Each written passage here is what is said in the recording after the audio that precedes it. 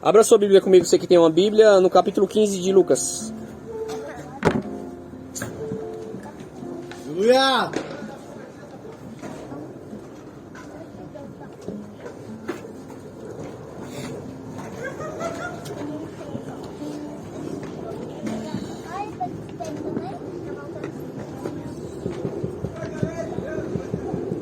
Pega aí.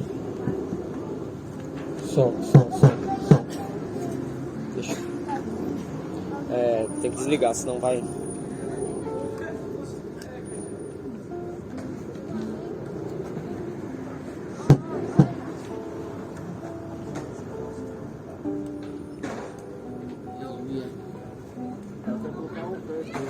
Ah, pode colocar. Diz assim, ó. É Lucas 15...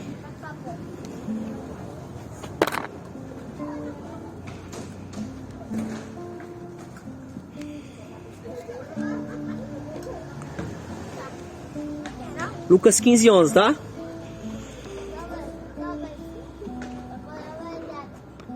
Conhecida por alguns, não por todos, como a parábola do filho pródigo. Só que eu redescobri ela, eu não, né? Eu aprendi com outra pessoa que essa parábola não é sobre o filho, mas ela é sobre o pai. Então, se for colocar o nome da ministração, pode colocar o Deus pródigo ou o pai pródigo. Só que eu vou ler aqui o comecinho de Lucas 15 antes, depois nós vai para o início da parábola. No 1 diz assim, ó: E chegavam-se a ele todos os publicanos, repita comigo, publicanos, e os pecadores para ouvir, e os fariseus e os escribas, repita comigo isso aí que eu falei errado. É difícil, né? Murmuravam dizendo: Este recebe pecadores e come com eles. Ou seja, então aqui nós vemos que o público que Jesus estava pregando era dois tipos: os publicanos, os pecadores, e os fariseus. Isso aí que você repetiu errado. E quem é os publicanos? Publicanos são judeus que eles tinham praticamente, vamos dizer assim, se vendido aos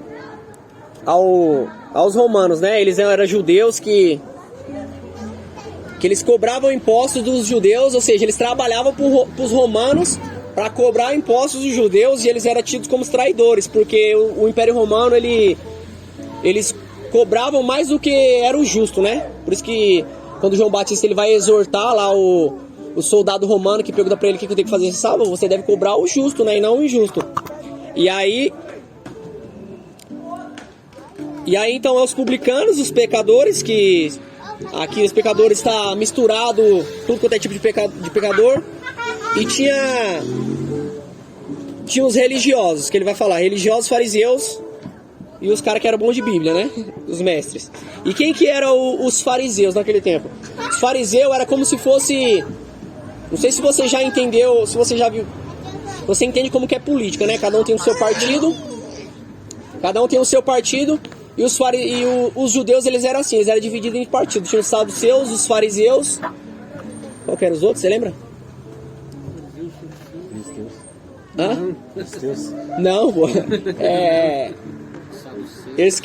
Saduceus, fariseus, esqueci os outros, mas tem... os escribas mesmo, acho que é os escribas, é esses três. Então, aí, os fariseus, eles eram como se fossem os mais top. Os mais top dos partidos, né? Que era político isso aqui, não tinha como. E aí tinha os saduceus, diferença mínima, os saduceus criam só nos 5 livros de Moisés, os fariseus eles não criam na ressurreição, os fariseus criam, os escribas eu não lembro qual que é a diferença deles. Mas qual que é o objetivo de separar aqui? É que era dois públicos, publicanos e pecadores, religiosos e fariseus. E qual que era a diferença aqui desses dois públicos?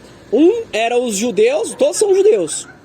A não ser que tenha um pecador lá no meio lá que não era judeu, que era de outra... Mas era bem difícil de ter. Mas pode ser que tinha. Aí tinha aqui... O que são os publicanos? Os publicanos são os judeus que eles decidiram viver por conta própria. Eles resolveram.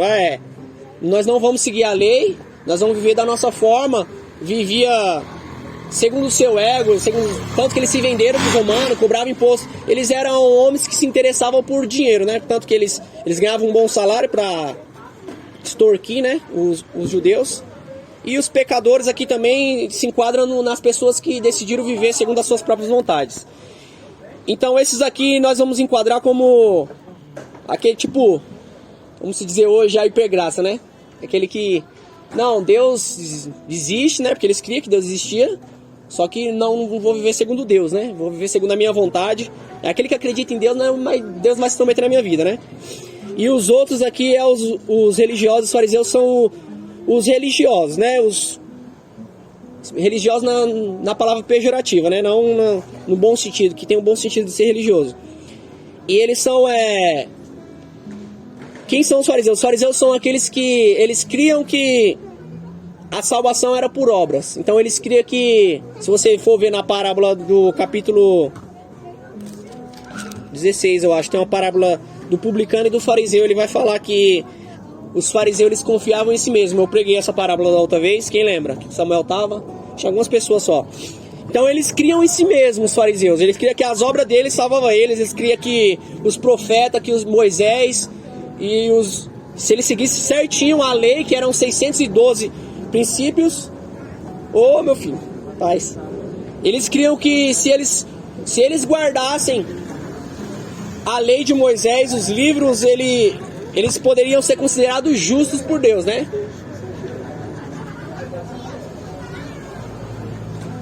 Então são esses públicos aqui. Eu vou só recapitular para os amigos que chegaram agora, rapidinho. Nós tá com o tempo hoje, ainda é 9h06. Posso pregar umas 2 horas aqui, né? Então pode abrir a roda aí, não tem problema não.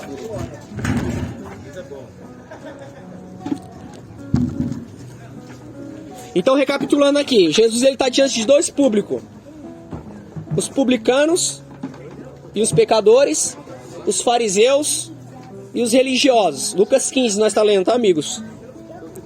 Parábola do Deus pródigo, já ouviu falar? Então tá aqui os publicanos, os pecadores, aqueles que criam em Deus, mas decidiram viver segundo a sua própria vontade, e os religiosos e os fariseus, que são aqueles que confiavam em si mesmos e acreditavam que a salvação era por obras. Então agora nós vamos ler o texto lá do filho pródigo. Tendo em mente que Jesus estava falando para esse público, certo? Então vamos lá, ele conta uma parábola. Ele contou 2 parábolas antes, mas eu não vou ler as parábolas de antes, eu vou ler só essa. E disse, um certo homem tinha 2 filhos, e o mais moço disse ao pai: Pai, dá-me a parte dos meus bens que me pertence. E ele repartiu por eles a fazenda. É que essa versão aqui é diferente, mas fazer o quê? E poucos dias depois, o filho mais novo, é porque na minha versão, e eu também vou aplicar, é herança, tá bom? Então pode ser que na sua esteja fazenda, eu vou aplicar a herança aqui na fazenda. E por poucos dias depois, o filho mais novo, ajuntando tudo, partiu para uma terra longínqua, ou longe, e ali desperdiçou os seus bens vivendo, obrigado, Deus abençoe, dissolutamente. E havendo ele gastado tudo, houve naquela terra uma grande fome e começou a padecer de necessidades. E foi e chegou a um dos cidadãos daquela terra, a qual mudou para os seus campos nossa, aqui cortou, hein? Não, mas cortou um pedação. E apacentou porcos, e desejava encher o seu estômago com bolotas de porco que os porcos comiam, e ninguém lhe dava nada. E tornando a si, disse: Quantos empregados do meu pai têm abundância de pão, e eu aqui pereço por fome? E levantar-me-ei e irei com o meu pai, e direi ao meu pai: Pai, pequei contra o céu e perante a ti, já não sou digno de ser chamado teu filho. Faze-me como um dos teus empregados. E levantando-se foi para o seu pai, e quando ainda estava longe, viu seu pai e se moveu de íntima compaixão. O pai se moveu de íntima compaixão ao ver ele, e correndo lançou-se ao pescoço e o beijou. E o filho disse: Pai, pequei contra os céus perante a ti, e já não sou digno de ser chamado teu filho. Mas o pai disse aos seus servos: Trazei depressa a melhor roupa, vestir-lhe e ponhei-lhe um anel na mão dele e sandálias nos pés. E trazei um bezerro cevado, na algumas traduções vai dizer bezerro gordo, e matai-o, e comamos e alegramos, porque este filho meu estava morto e reviveu, tinha se perdido e foi achado. E começaram a alegrar-se. E o seu filho mais velho estava no campo, e quando ele veio, chegou perto da casa e ouviu a música e as danças. E chamando-os do servo, perguntou: o que era aquilo? E ele disse: veio teu irmão, e o teu pai matou o bezerro cevado, porque recebeu são e salvo. Ou seja, ele chegou bem. Mas ele se indignou e não queria entrar, e saindo o pai, rogava-lhe que entrasse com ele. Mas respondeu ele, disse ao pai: eis que te sirvo há tantos anos, sem nunca transgredir o teu mandamento, e nunca me deste um cabrito para alegrar-me com os meus amigos. Vindo, porém, este teu filho que desprezou os teus bens com as meretrizes ou prostitutas, em algumas traduções, mataste o bezerro gordo. E ele disse: filho, tu sempre estás comigo, e todas as minhas coisas são suas. Mas era justos alegrarmos e forgarmos, porque este teu irmão estava morto e reviveu, e tinha se perdido e achou-se. Amém? Quantos já leram essa parábola alguma vez na vida? Você nunca? Já? Todo mundo já leu? Então vai ficar mais fácil. Então nós vamos ver aqui que Jesus ele está diante de dois públicos. E ele pega e conta duas parábolas antes, que eu não vou me ater a ela. E aí ele faz uma distinção de dois povos, de dois filhos. Ele vai contar a parábola de dois tipos de filho, né? Vamos separar assim, dois tipos de filho. O que se perdeu, eu vou soltar a pérola logo agora, e o que já estava perdido também. E aí ele vai dizer assim que o pecado do filho que se perdeu, porque você presta bem atenção, naquele tempo, você pedir a herança para um pai vivo era como se você estivesse matando ele, né? Fala, não, você pra mim tá morto. Então você vai ver que esse filho, ele não amava o pai dele, por causa que qual é o filho que vai fazer um negócio desse, né? Seu pai vivo, você vai falar: pai, dá a minha herança, porque é o seguinte, eu vou meter marcha, vou lá pro Capão Redondo e vou gastar toda essa herança aí. Vou lá pro Pantanal. E se você for ver pela lei, porque aqui em Levítico diz que esse pai ele tinha o direito de repudiar esse filho, se ele quisesse. Ele poderia apedrejar ele e matar ele apedrejado, por causa que tinha uma lei lá que se você desonrasse pai e mãe, você era digno de morte. Só que não, o que o pai faz? Ele dá.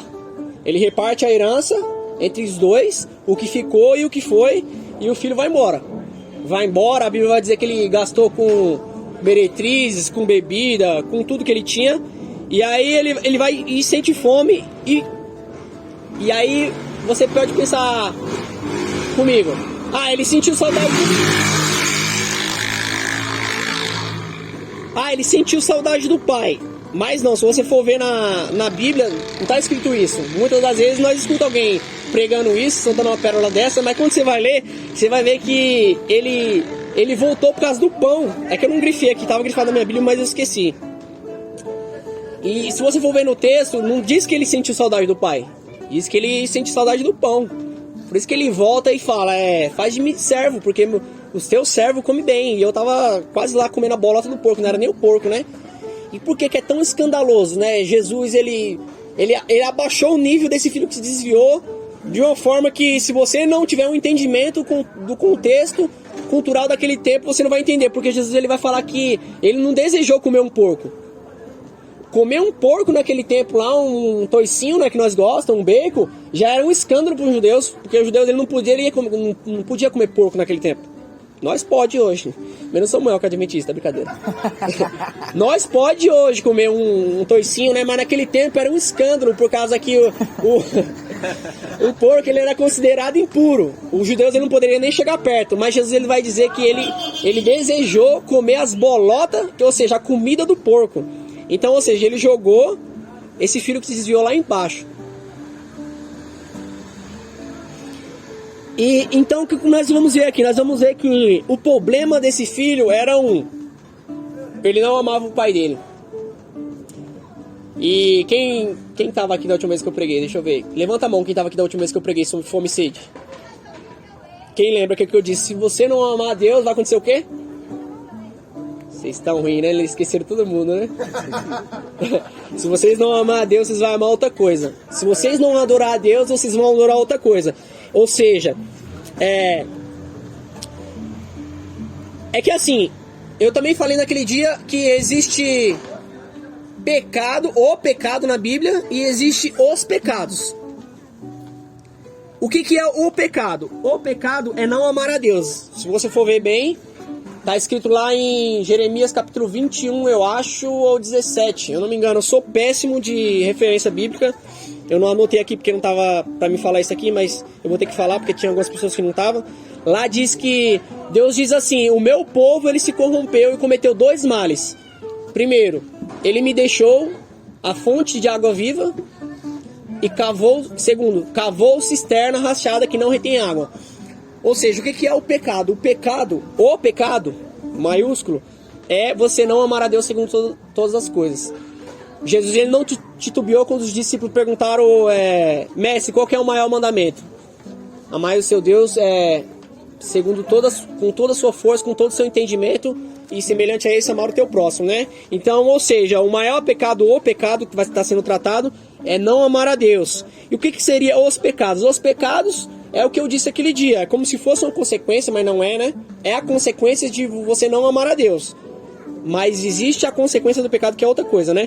O que é a consequência? A consequência é se você não amar a Deus, como você tem que amar, você vai amar outras coisas, pode ter certeza. Você vai amar o dinheiro, você vai amar os seus filhos, você vai amar... Vamos lá, o que mais? O orgulho, você vai amar alguma coisa você vai adorar, né? E é a cisterna rachada que Deus vai falar, né? Ou seja, eu sou a fonte, se você não buscar em mim a água viva, em alguma fonte você vai buscar, nem que você tem que cavar, mas você vai buscar. E qual que é a diferença? Lembra que eu falei pra vocês que os 2 filhos tá perdido? Vocês já devem ter ouvido isso, né? Mas qual que é a diferença, né? Porque se você for ver bem, o outro filho, quando o pai ele sai da festa pra falar com ele, o que ele diz? Eu tô aqui esse tempo todo te servindo, guardei todos os mandamentos, nunca errei um, e você nunca me deu um cabrito, e agora vem esse teu filho que esbanjou todos os seus a herança, e você mata era o maior bezerro que tinha, né? Bezerro, não vira a mesma coisa. Era o maior, né? Por causa que, tipo, ele vai falar, alguma tradução vai dizer que é o maior que tinha, né? Ele deu logo o melhor. Por isso que o outro ficou bravo, né? Sempre deu o maior bezerro. Ou seja, aquele filho, Jesus está tratando, lembra dos 2 públicos, né? Jesus está tratando que esse que se desviou é o publicano ou o pecador, e esse que estava do lado de fora, ele se enquadra nos fariseus e nos religiosos. Ou seja, ele começa, não, eu sempre jejuei, vamos trazer pro dia de hoje, né? Eu sempre jejuei, sempre dei o dízimo, sempre orei 2 horas, 3 horas da madrugada, né? Que é mais poderoso orar de madrugada. Eu sempre subi no monte, porque no monte acontece, né? As coisas. E Deus, nunca me deu nada. Tu nunca me deu nada, pai. E aí é o mesmo problema, cara, dos 2 filhos. Ou seja, ele não amava Deus também. Ele não amava o pai, né, no caso, né? Claro que na parábola o pai é Deus. O problema dele é o mesmo do primeiro. Ele não amava Deus. Ou seja, a fala dele vai mostrar que o que ele estava interessado não era em estar com o pai, mas era o novilho que ele não deu. Por isso que ele ficou bravo. Era a recompensa dele. Como que eu posso dizer? Dele uma palavra, da obediência dele, né? Ou seja, ele achava que ele tinha direito de receber porque ele obedecia, né? E ele estava interessado na recompensa. O outro filho também, só que o outro filho ele foi mais honesto, né? Ele foi, não pai, o negócio é o seguinte, eu não estou interessado em estar com você aqui, me dá o que é meu por direito aí, você que se quiser se mate, e eu vou sair fora. Mas o outro não, o outro falou, os dois encontraram duas estratégias diferentes. Um encontrou a liberdade. Ele pega e fala pra Deus, não, você vai me dar, fala pro pai, ó, você vai me dar o que é meu e eu vou sair fora. O outro encontrou outra forma. Não, eu vou obedecer ele e aí ele vai me dar o que é meu por direito. São duas formas diferentes de receber a mesma recompensa, só que os dois estavam totalmente desviados porque nenhum dos dois amava o pai.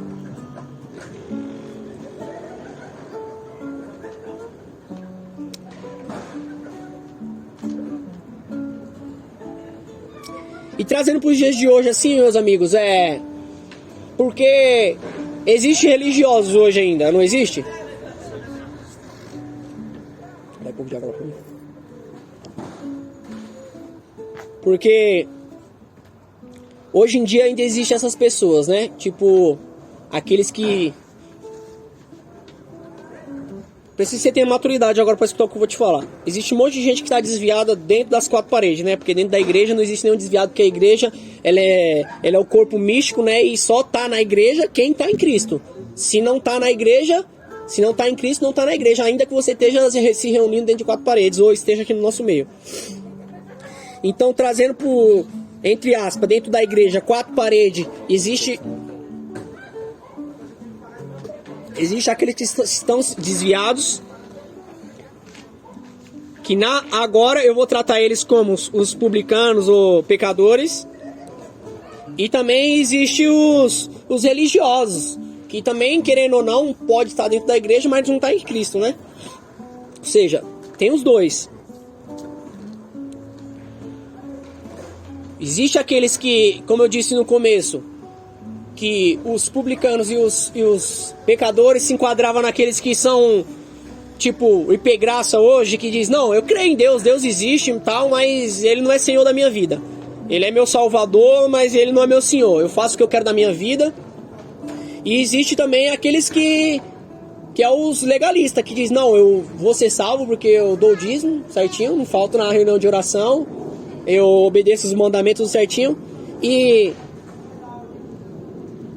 esse que ele obedece tudo certinho, ele acha que ele tem o direito de apontar o dedo na cara de Deus e dizer, não, se eu faço tudo certinho, você tem a obrigação de me abençoar, né? Ou seja, é o Deus que ele mesmo criou. E, tipo, os dois precisam se arrepender. Encurtando aqui já a história, eu tinha mais coisas para falar, mas parte para essa parte. Os dois, tanto aquele que está entre quatro paredes, que decidiu viver como quer, que quer Cristo só como seu Salvador, mas não quer Cristo como seu Senhor, esse precisa se arrepender e crer no Evangelho genuíno. E também aquele que é legalista, que acredita que a salvação é por obras, esse também tem que se arrepender. Então os dois estão no mesmo barco. E como que é que nós faz para nos arrepender, né? Como que nós faz para... Porque o que agrada a Deus, né? Se você for perguntar, como que eu posso amar a Deus? Como que agrada a Deus? E não tem outra resposta a não ser agradar a Deus, santidade, né? Quem concorda com isso? Que Deus quer que nós sejamos santos, né? Porque a Bíblia diz lá que sede santo porque você é santo. Só que tem um problema grande aqui, e bem grande mesmo, porque muitas pessoas não entendem o que é santidade, né? E eu deixei até uma definição do que é santidade aqui, para mim não esquecer, né? E santidade não é aquilo que eu faço para conquistar o amor ou a salvação ou o mérito de Deus, mas santidade é aquilo que eu faço ao responder o amor que Deus me amou sem que eu mereça. Ou seja, a gente pega aquele texto lá de Hebreus lá, fora do contexto, sem santidade ninguém vai ver a Deus, né? Só que se você for ver bem o contexto, a Bíblia não está dizendo que se você não se santificar você não vai ver Deus. Porque é impossível que uma pessoa que não viu Deus se santifique. Como que eu vou me santificar se um novo nascimento vem depois que eu conheço Deus e eu só posso ser santo quando Deus me santifica? Como que eu vou me santificar para ver Deus? O texto ele está falando da comunhão daqueles irmãos, estava tendo intriga, estava tendo separação, e aí ele solta a pérola. Sem santificação ninguém vê a Deus. Ou seja, santificação não é para você ver Deus, mas é que Deus seja visto. Seja visto. Porque se nós está aqui reunido como igreja e é um com picuinha com o outro, um gritando a Deus, como que eu vou ver Deus em você? Agora, quando eu me santifico, quando eu amo meu irmão, eu vejo Deus nele. Foi isso que Jesus disse. Quando vocês se amarem, quando o mundo vão ver eu em vocês, quando vocês se amarem. Tá lá na oração de Jesus, eu acho. Ou em João 16. Então, se você for ver bem, eu não ia tratar desse assunto, porque já é outra ministração. Santidade é a resposta que eu dou depois da salvação. Charles Spurgeon vai dizer que a melhor definição de santidade é como se fosse a obra da salvação. Eu sou salvo e como que eu provo para Deus, né, entre aspas, que eu fui salvo? É uma vida santificada. E não eu me santifico para ser salvo, porque senão eu vou cair na questão do legalista aqui, que achava que a salvação era por obras, e não é, né? Então, a gente precisa ser... Como que nós vamos se arrepender? Como que Deus, ele achou aqui uma estratégia de não só salvar aquele filho que estava perdido, né? Mas porque Deus, ele não se importou só com o que se perdeu, né? Nós vamos ver que quando o outro não quis entrar, ou seja, o legalista, os fariseus, o pai também ele se importou. Ele foi lá fora e conversou com ele também. E qual foi a estratégia que Deus ele achou para gerar um arrependimento naquele filho? Tanto um quanto o outro. Ele deu uma festa. É engraçado, né? Essa parte. Nós vamos ver que ele veste o filho, ele coloca uma sandália, coloca um anel e ele mata o melhor bezerro, né? E ele dá uma festa. Olha que coisa engraçada. Que pai é esse, né? Você é pai? Quem é pai? Que levanta a mão. Eu sou pai e mãe. Imagine agora o seu filho, ele faz um negócio desse com você, pede a herança dele, vaza, e aí quando ele volta, a maioria de nós, né? A maioria de nós, os pais que nós conhecemos, ia fazer o que com ele? Ia dar uma surra bem dada nele, né? Ia pegar a cinta e ia... não ia, senhor. Tá? Mas não, nós vai ver que esse pai aqui, ele pega e ele dá uma festa, convoca um DJ, convoca todo mundo. E nós vai ver que esse bezerro que ele matou era um bezerro, era o bezerro, cara. Como eu falei, ele era o maior de todos. Ou seja, ele não matou um bezerrinho, um carneirinho só pra fazer um churrasquinho entre família, não. Ele deu uma festa mesmo, convidou a vizinhança. Você pode ver que quando o outro filho chega, é uma barulheira que ele escuta lá de fora. E aí ele chama o servo: o que tá acontecendo aí? Essa rave tá acontecendo aí em casa aí? E aí ele pega e fala: não, seu pai deu uma festa de arromba aí. O filho lá que gastou tudo chegou aí e seu pai deu uma festa de arromba. Ele acha absurdo isso. Ele acha absurdo isso e pega e fala pra Deus. E pega e fala pro pai: tá errado isso daí. E a pergunta é: quem foi que pagou essa festa? Que eu queria fazer pra vocês, né? Porque nós sabemos que quando o pai, ele pegou e deu a herança pro filho que saiu primeiro, o que ele fez? Ele repartiu em duas. Ou seja, ficou metade para um, que gastou tudo, e a metade pro outro. E aí que tá o segredo da parábola. Por que o filho ficou bravo? Exatamente. O bezerro que o pai matou não era do pai, era do filho que ficou. Porque a herança que ficou tinha sido dele. E ele ver aquele filho de volta, o que significava? Significava reentregar ele de novo na família e dividir a herança que era só dele em dois de novo. Então é por isso que ele tava lá fora, ó, bravo. Então a conta da festa saiu do bolso dele. O filho mais velho que pagou essa conta. Ele ia ter que dividir a herança dele de novo, como eu falei pra vocês. E por isso que ele estava bravo. Só que o que eu queria trazer pra vocês é de entendimento pra estar finalizando. Foi bem rápido, eu achei que eu ia viajar mais dessa vez, mas não foi, mas tá bom, terminei no horário. Que nós não... Por mais que nós sejamos, ou tanto, talvez você se enquadre mais com um filho que se desviou. Eu sei que a maioria aqui está dentro da igreja, mas talvez você se identificou em algum momento da sua vida com um filho que gastou tudo, que que foi pra curtição mesmo, gastou tudo dinheiro. Não, eu creio em Deus, mas a minha vida é minha. Deus vai se intrometer e é isso. Ou talvez você seja Talvez você seja o outro filho, aquele que vamos, sei lá, vai todo domingo a domingo, tá na igreja na segunda, no dia do curso, na terça da oração, na quarta do louvor, que nem eu era, na quinta o culto, na sexta o secreto, no sábado o culto de jovens e domingo o culto da família, né? Você tá lá todo dia e você dá o dízimo, você ora e você é merecedor de tudo, você acha que a salvação é por obras. E como eu disse, os dois precisam de arrependimento.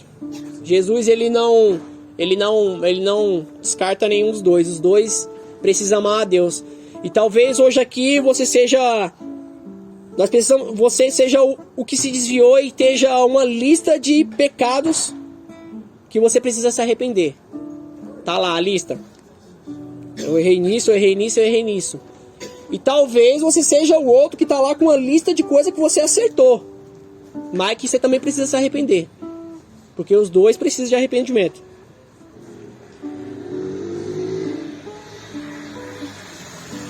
Mas eu queria dizer pra vocês que